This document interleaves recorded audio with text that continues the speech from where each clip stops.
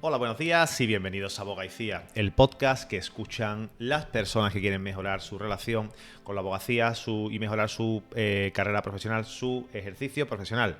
Hoy vengo a hablar de un tema que está bastante en la mesa, ¿no? Lo he hablado con varios compañeros y hay una frase que me llevo repitiendo varias semanas, ¿no? Bueno, varias semanas y quizás hasta varios meses, ¿no? Y que cada día pues me parece menos exagerada. Es el final. Es el final. It's over. Es finito. Fin. Esto no es en plan catastrofista, por mucho que te pueda parecer. No es en plan apocalipsis tecnológico. Es plan mercado laboral. Porque cuando una tecnología hace mucho mejor, mucho más rápido, mucho más barato lo que tú haces, el problema no es la tecnología. El problema eres tú. Y esto viene muy relacionado con muchos compañeros que son agnósticos a la inteligencia artificial.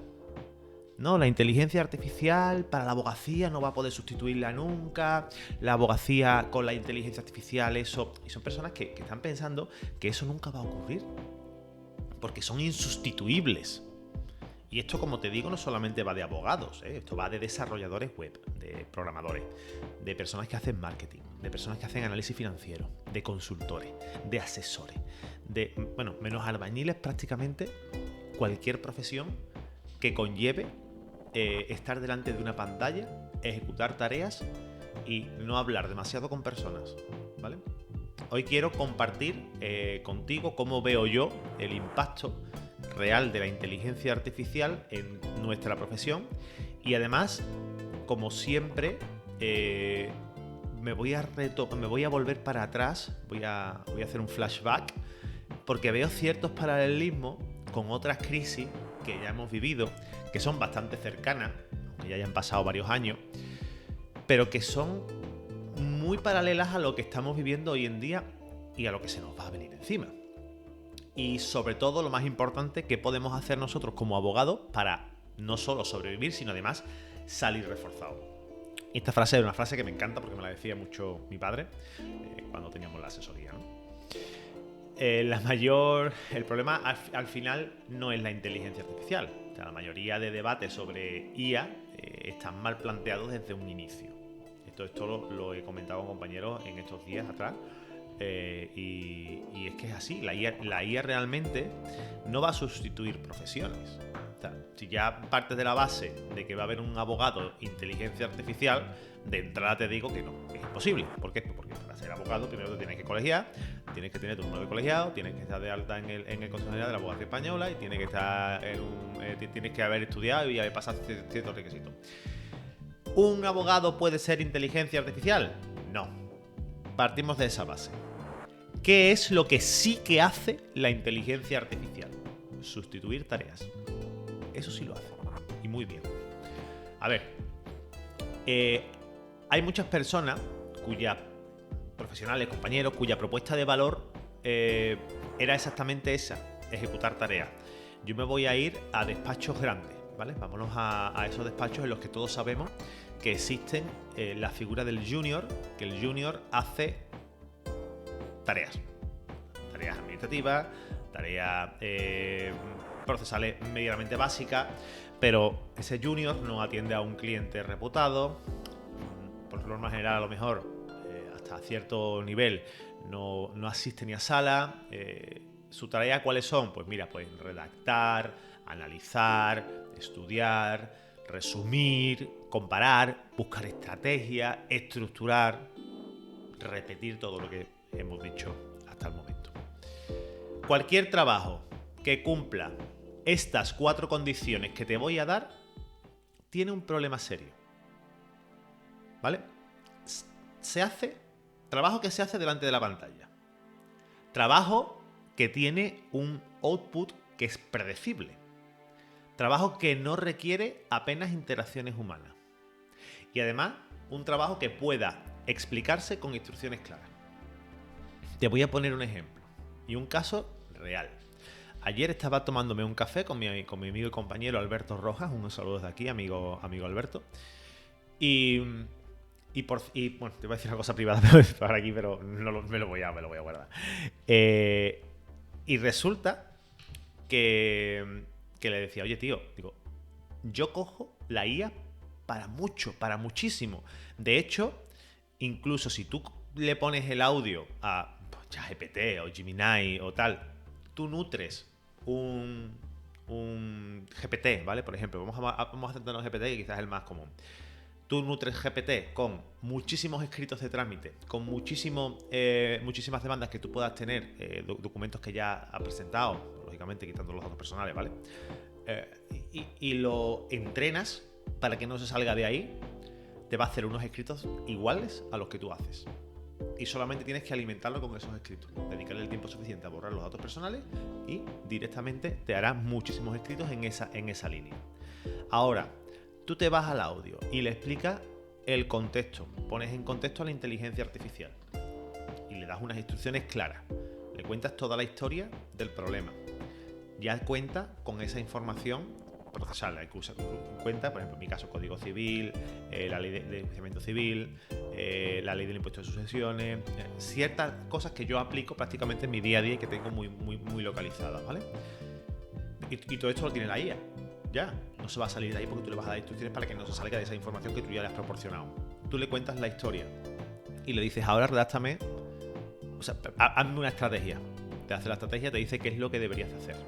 Luego tú le dices, venga, vale, pues ahora, pensando, trabajo es pensar y dar instrucciones bien claras. Y le dices, ahora quiero que me redactes una demanda de esta persona, con este caso concreto, con las instrucciones, ¿vale? Te genera una demanda clavada, perfecta. No te centres en la jurisprudencia. La jurisprudencia es cosa tuya, no te la va a buscar la inteligencia artificial. Si tienes jurisprudencia, la aplicas tú, porque ya la hayas localizado, y si no, le dedicas tiempo a buscarla. Y luego, cuando ya te hayas redactado la demanda, te pones en el sentido contrario y le dices, hola, soy el abogado contrario, acabo de recibir esta demanda, dime los puntos de entrada. Y la inteligencia artificial analizará los puntos de entrada. Y tú le dices, ahora quiero que mejores el documento principal y me hagas una demanda mucho más completa, tapando esos posibles agujeros de entrada o puntos flacos o lo que sea. Tienes que trabajar las cosas esas. Y entonces te dará un buen escrito. Y ahí la IA es obscenamente buena. Por eso veo un problema laboral grande y un problema profesional muy grande para determinados perfiles que son personas muy técnicas, que están muy encerrados en sí mismos, gente que realmente es brillantísima a nivel lógico, a nivel de conocimiento, pero el valor diferencial que tienen no incluye criterio, comunicación, visión de conjunto, son muy técnicos y solamente se quedan en esa parte. Y esto no es una crítica personal, ni mucho menos, esto es una constatación del mercado. La IA no se cansa, la IA no tiene ego, la IA no protesta, no factura horas, no te coge vacaciones, no se pone mala y encima mejora cada semana. Cada día y cada semana hay nuevas actualizaciones que la hacen mucho mejor y cada vez va a ir a más. Cada vez va a ser más fácil tener un compañero o compañera de trabajo que sea inteligencia artificial, que nos haga todo el trabajo que nos podría hacer un junior de una gran corporación. Porque esto además no es nuevo, esto ya ha pasado. Y ha pasado en periodismo. Sí, en periodismo. Mira, cuando intento explicar lo que está pasando ahora, siempre vuelvo al mismo tema, al periodismo. Cuando llegó Internet, bueno, llegó Internet hace muchos años, ¿no? Pero cuando llegó Internet y empezó a democratizarse la creación del contenido, con los blogs, con la información y tal, no solamente había blogs de personas que escribían sobre cómo se construía una casa, o sobre abogacía, o sobre lo que quisieran las personas, la época blogger, ¿no? Hubo personas que se dedicaron a contar historias sobre la actualidad. Son periódicos online. Cualquier persona podía publicar. Se metía en internet, redactaba, solo necesitabas una base de suscriptores. Personas que llegaran, buscaran esa información, les apareciera y se leyeran tu artículo. Cualquier persona podía opinar. no tenía por qué ser periodista. Cualquier persona podía informar, no tenía que haber hecho una carrera de 4 años. Resultado, había muchísima oferta, muchísimo contenido. Todos los periódicos lanzaron sus blogs, todos los profesionales que querían hacerlo por su cuenta lanzaron sus blogs, personas que no eran profesionales del periodismo, pero que quisieron comunicar y contar historias, también hicieron sus blogs. Y se convirtieron en pseudoperiodistas. Personas que contaban historias. Demanda. Había muchísima oferta. Los precios que hicieron, bajar. Los salarios de los periodistas bajaron un montón. Que llegamos a un punto de precariedad generalizada. Esto ha pasado. Y esto puede volver a pasar y muy probablemente pase. Hoy en día, los periodistas a los que se le ve, a los que le va bien siendo periodista, porque no son muchos los que les pasa eso, son su propio medio. Piensa un poco, en España hay algunos casos, ¿vale? Hay un chico que hacía un canal, no me acuerdo ahora mismo el nombre, muy famoso, que hacía un canal diario de noticias del día y tal, lo hacía en un tono así medio humorístico, medio jocoso. Tiene su propia marca personal, tienen sus canales propios, tienen una distribución directa y además tienen una audiencia fiel. Cualquier persona puede hacer periodismo. A ver, desde el punto de contar algo. Esto podía considerarse periodismo. ¿Se considera que yo, creador de contenido jurídico, puedo ser pseudo periodista? A ver, yo no me considero periodista, ni muchísimo menos. Pero ¿me estoy metiendo en parte en el trabajo que hacen los periodistas?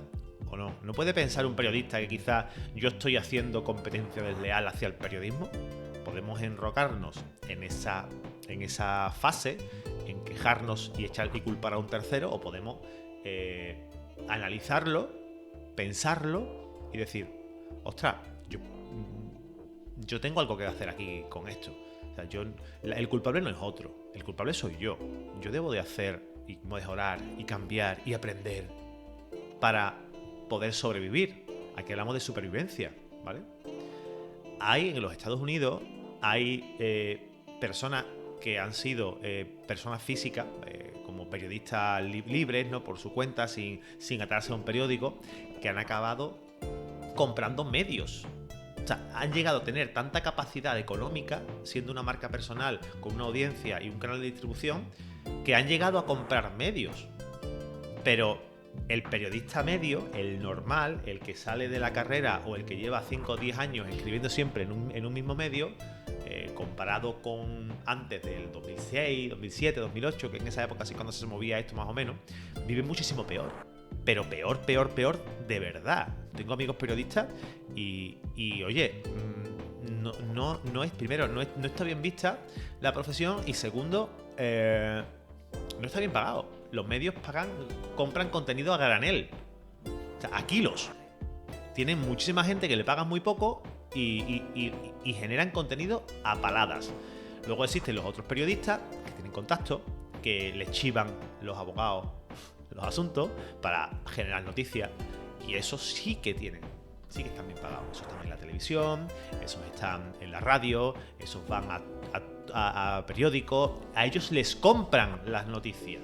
O sea, ellos venden, mejor dicho, las noticias, no les compran el contenido, porque aquí tenemos que partiendo de la base de que, al menos en el periodismo, hay 2 fuentes o 3 fuentes básicas, ¿vale? Y de ahí beben todos. Y eso lo hace cualquiera. De hecho, incluso eso es un trabajo que a día de hoy, con la inteligencia artificial tal y como está hecha, muy probablemente desaparezcan, ¿no? Y esto, como te digo, es el escenario favorable, ¿eh? El que periodista es malo es que directamente es irrelevante, lo que te estaba diciendo. En cualquier momento la inteligencia artificial coge este trabajo y se lo funa, pero del tirón. Entonces, aquí hay una cosa que se llama barrera de entrada, que durante años, y esta verdad es bastante incómoda, había ciertas profesiones que estaban protegidas por barreras de entrada técnicas / no técnicas. Por ejemplo, no todo el mundo podía ser programador porque se requerían pues ciertos conocimientos y tal, y no todo el mundo podía, por ejemplo, tampoco analizar datos porque se requería cierta formación o ciertas aplicaciones. No todo el mundo podía redactar un escrito con solvencia jurídica, por ejemplo. Pero esto se acabó. Mañana sale un chico o una chica de la Facultad de Derecho, después de haber hecho el examen de acceso a la abogacía, y que ha vivido durante 3 años, 4 años con ChatGPT en el bolsillo, en el ordenador y en el iPad, y este chico o esta chica va a hacer escritos jurídicos mucho más rápido que tú. Va a hacer escritos mucho más rápidos, mucho más profundos, mucho más solvente incluso porque al final,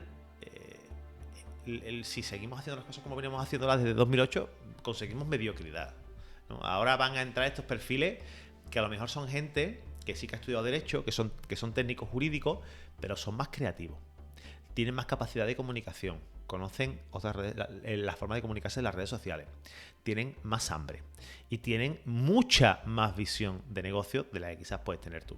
Bueno, tú o cualquiera de los que nos estéis escuchando. Gente que quizá no domina al 100% la parte técnica, porque como bien sabemos, nunca dejamos de aprender. Y gente a lo mejor que la barrera técnica siempre en la abogacía ha sido que te cogieran en un despacho. ¿Cómo voy a empezar yo de cero, nuevo, sin conocer, sin saber, sin tener a alguien que me guíe, que me ayude, que me auxilie? Es que ya no lo necesitas. Es que con ChatGPT o con Gemini o con Claude o con quien sea, ya no necesitas esa parte técnica. Ese maestro lo tienes ahí. Tienes un entrenador que le puedes preguntar lo que quieras a cualquier hora, cualquier día, sin que te dé vergüenza llamarlo. Lo tienes ahí. Pero esta gente que va a llegar nueva entiende el problema. Y muchas empresas y muchos clientes van a preferir eso. Porque al final la parte técnica se puede delegar. El criterio, ese no. Pero la parte técnica es súper delegable. Bueno, ¿y qué pasa con los abogados? Ya hemos hablado en bastante profundidad con un caso concreto de los periodistas, pero ¿qué pasa con los abogados? Mira, pues aquí toca que nos pongamos delante del espejo y nos miremos. La inteligencia artificial a día de hoy, en el año 2026, redacta contratos y escritos mejor que cualquier abogado mediocre. Ahora, eso sí, no vale que le des un prompt, una orden de hazme un contrato de alquiler. No, tienes que ponerlo en contexto, darle claves y entonces te lo hará mucho mejor. A día de hoy ya estructura escritos, ya propone estrategias procesales básicas que irán mejorando, ya detecta incoherencias en los escritos. Y entonces te pregunto, ¿qué no puede hacer la inteligencia artificial a día de hoy? Pues mira, la inteligencia artificial no va a dar la cara, no va a asumir responsabilidades, no va a gestionar conflictos emocionales, que en nuestro trabajo hay mucho, no va a acompañar en decisiones vitales de la vida de nuestros clientes, no va a entender una familia rota, un socio traicionado o un heredero asustado. El valor del abogado a día de hoy, o a partir del abogado post-inteligencia artificial, ya no está en el texto, está en el criterio. Y esto exige un cambio profundo de mentalidad profesional. Bueno, ¿y cómo sobrevivir a este cataclismo, por llamarlo así, ¿no? Y esta es mi conclusión. Te la voy a dar clara y sin ningún tipo de rodeo. A ver, primero, la inteligencia artificial no compite contigo. En otras palabras, no compitas contra la inteligencia artificial porque es más lista que tú. Bueno, más lista. O es más rápida que tú. La tienes que utilizar como un exoesqueleto que va a multiplicar tu capacidad. ¿Conocéis los exoesqueletos? Hace no mucho, hace cosa de 7-8 meses, estuve viendo unos exoesqueletos que vendían en una empresa china, que te lo amarras a la cintura, te lo pones en las piernas y son capaces no pesan mucho, son como 5 o 6 kilos, y son capaces de ayudarte a correr mucho más rápido de lo que puede correr una persona media, ayudarte a escalar, a subir montañas mucho más rápido que una persona media, y vale 1.000 y pico de euros. 1.000 y pico de euros. Te ayuda a correr más rápido. Un exoesqueleto. Entendemos cómo funciona, ¿no? Punto segundo. Especialízate en lo que no es escalable. Por ejemplo, confianza, generar confianza a la gente, estudia cómo hacerlo, estrategia procesal, por ejemplo, acompañamiento del cliente, toma de decisiones. Hay un montón de fórmulas, hay un montón de cosas que no se pueden escalar, que la IA no puede entrar y nunca va a entrar ahí. Tercero, y esto es clave, piensa tu despacho como un proyecto profesional, no como una simple suma de expedientes. Tienes que pensar el despacho como un negocio. Fin. Despacho, negocio. Aunque sea chico, da exactamente igual. Puede ser un frutero con una frutería a pie de calle que solamente vende naranjas, o puede ser un frutero que tiene una red de frutería de 2000 fruterías y compra todos los días decenas de miles de toneladas de fruta. Entonces, si no estás trabajando a día de hoy tu mentalidad, tu posicionamiento y tu forma de ejercer esta profesión, el problema no es la inteligencia artificial. El problema es que sigues ejerciendo como hace 5, 10, 15 años, como se ha venido ejerciendo siempre. Y todo ha cambiado. Precisamente por eso he escrito el libro 367 días para revolucionar tu despacho, porque no es un libro técnico, no es un libro de moda, es un libro de mentalidad, de estrategia y de adaptación profesional. Un día, una idea y un año entero para replantearte cómo tienes que ejercer la abogacía en un mundo en el que ya ha cambiado. Si sientes de verdad que algo se está moviendo bajo tus pies, si notas que el modelo que venías aplicando tradicionalmente ya no encaja, este libro es un buen punto de partida. Quizá lo mismo no es para ti, o quizá lo mismo sí es para ti, pero para empezar es correcto. Así que lo tienes disponible hoy mismo, puedes comprarlo en cualquier librería jurídica o incluso en Amazon, te lo dejo en los comentarios por si quieres comprarlo y me dices qué tal te está yendo y me cuentas un poquito de qué va, ¿no? Cómo va, cómo lo llevas, ¿no? ¿Qué cosas estás sacando y qué cosas te gustaría que incluir en una segunda edición? Y estamos, de verdad, en un momento incómodo, ¿sí? ¿Para qué nos vamos a negar? Pero es que también es apasionante. Nunca había sido tan barato ser tan bueno. Te lo digo, $20 al mes es súper económico para tener a un becario que no cobra, que no tiene vacaciones, que no se pone malo, que no te dice que no, que te da razón siempre y cuando la tengas, por ejemplo, siempre y cuando lo entrenes, ¿no? Y nunca había sido tan caro no aportar nada distinto. A día de hoy la inteligencia artificial no viene a quitarte el trabajo. Y creo que no lo hará muchos años, pero viene a quitarte la excusa de ser mediocre. Nos escuchamos en el próximo episodio.